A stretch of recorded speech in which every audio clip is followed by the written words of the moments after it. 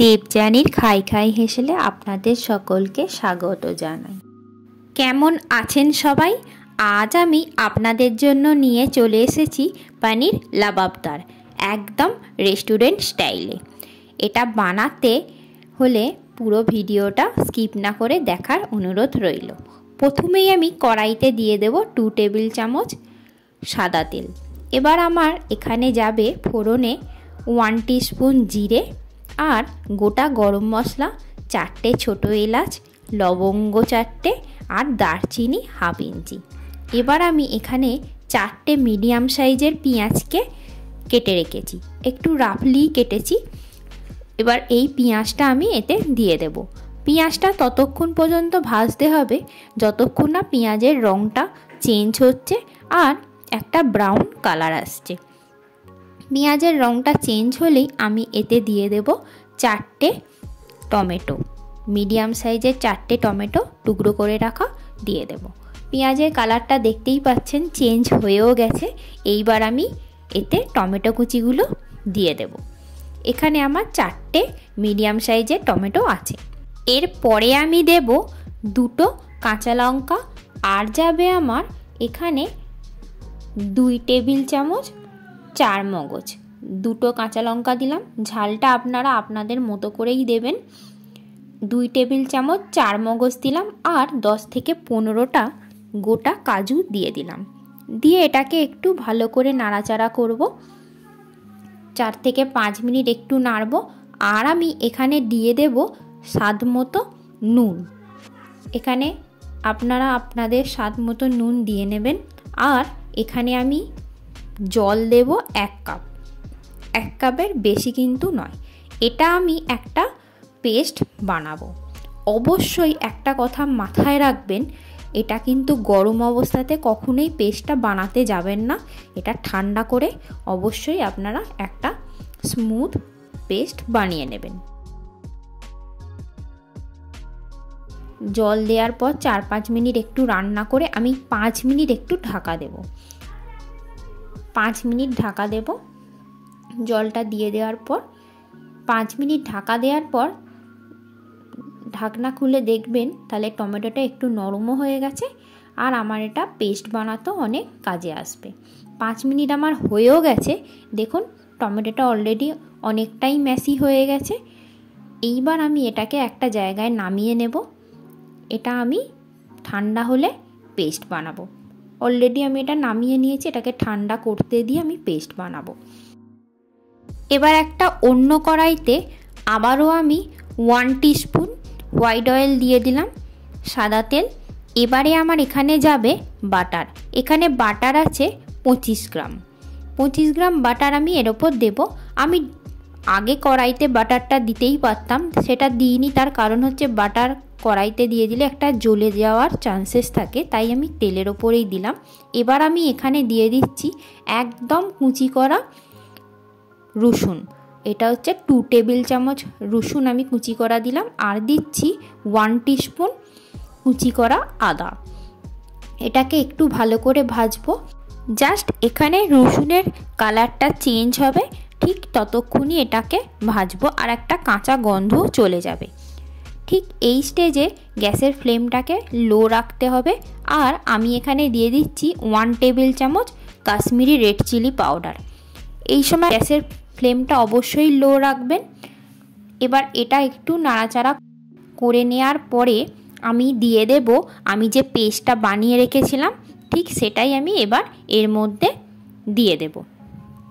এটা হতে থাক। ঠিক এই সময় আপনাদেরকে আজকের টিপসটা শেয়ার করি। অনেক সময় হয় না এই শীত যাব করছে আর ঠোঁটটাও খুব ফাটছে, তো কি করবেন, বাড়িতে তো সবারই মধু থাকে। মধু একটু ঠোঁটে লাগিয়ে রেখে দিন, দেখবেন ঠোঁটটা অনেক নরমও হচ্ছে আর ঠোঁট কিন্তু খুব একটা শুকিয়েও যাচ্ছে না, টানটানও হচ্ছে না, একদম খুব সুন্দর থাকবে। এটাই ছিল আজকে আপনাদের জন্য বিউটি টিপস।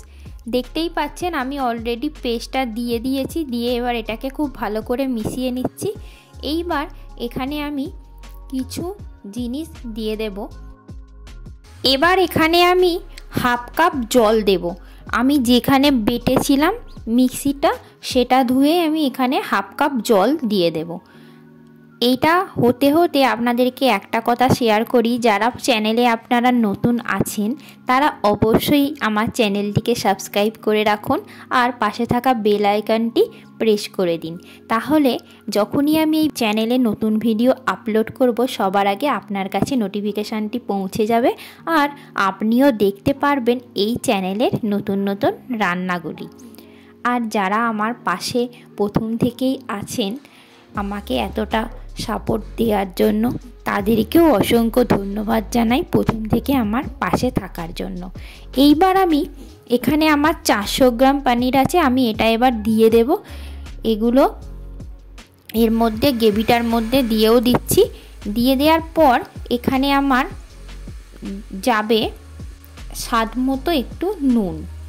নুনটা আপনারা আপনাদের টেস্ট বুঝেই দেবেন, যেহেতু গ্রেভিতে আগে নুন দেয়া হয়েছিল প্রথমে পেস্টটা বানানোর আগে, তাই গ্রেভিটা একটু চেক করেই নুনটা দেয়া ভালো।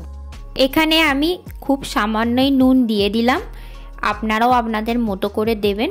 এইবারে আমি দিয়ে দেব এখানে গরম মশলা 1 টিস্পুন।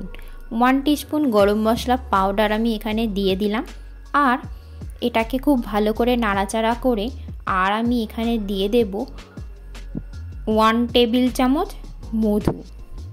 মধুটা কি করে প্রত্যেকটা রান্নাটাকে আরও স্বাদে দ্বিগুণ করে তোলে, তাই আমি এখানে রান্নায় মধু ব্যবহার করছি।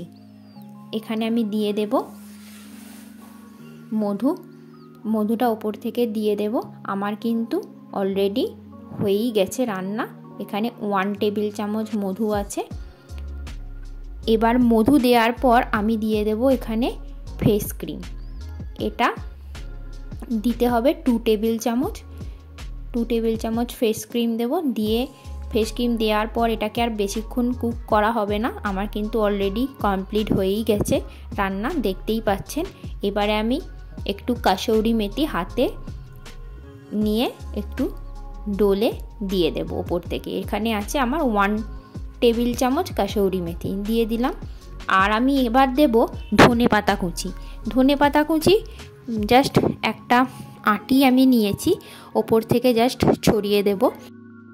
আমার কিন্তু দেখতেই পাচ্ছেন আমার অলরেডি একদম রেডি হয়ে গেছে পনির লাবাবদার। ও দেখেই তো মনে হচ্ছে এক্ষুনি খাই, কি তাই তো?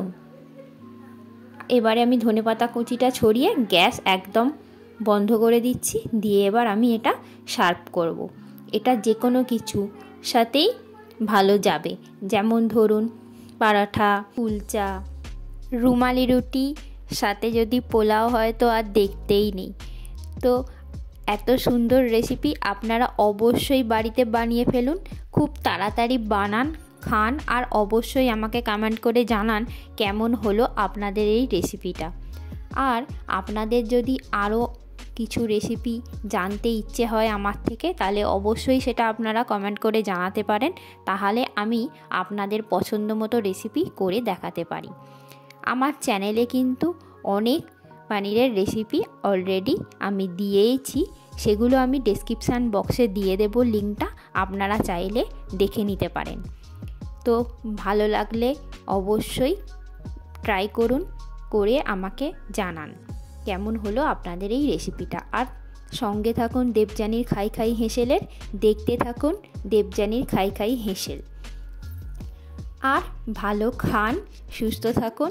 আবারও দেখা হবে নতুন একটি রেসিপি নিয়ে, আবারও আমি ঠিক চলে আসব। আর কিছু সময়ের অপেক্ষা। Thank you.